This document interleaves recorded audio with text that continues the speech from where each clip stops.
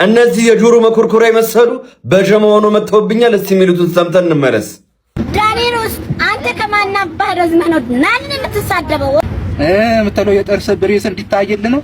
የገጠር ልጅ መሆንን አሳውቅ እንጂ ምን አገባችሁ? ጨረሳችሁ?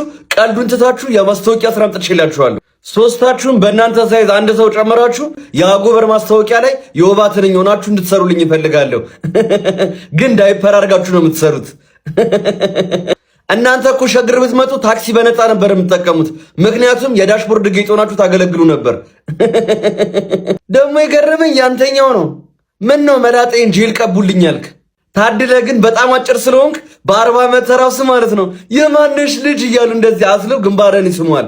ግንባረን የሚስሙ ግን ጸጉር በጣም ስለገባ ከኋላ ሄደው ነው።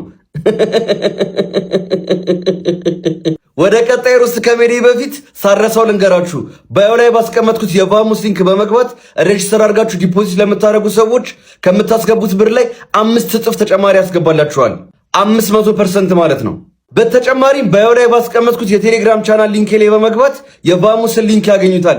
ይህ እድል አጭር ጊዜ ስለሚቆይ አሁኑኑ ባዮ ላይ በተቀመጠው ሊንክ በመግባት ይመዝገቡ፣ ይወዳደሩ፣ ያሸንፉ። 5 እጥፍ ይኖራችኋል።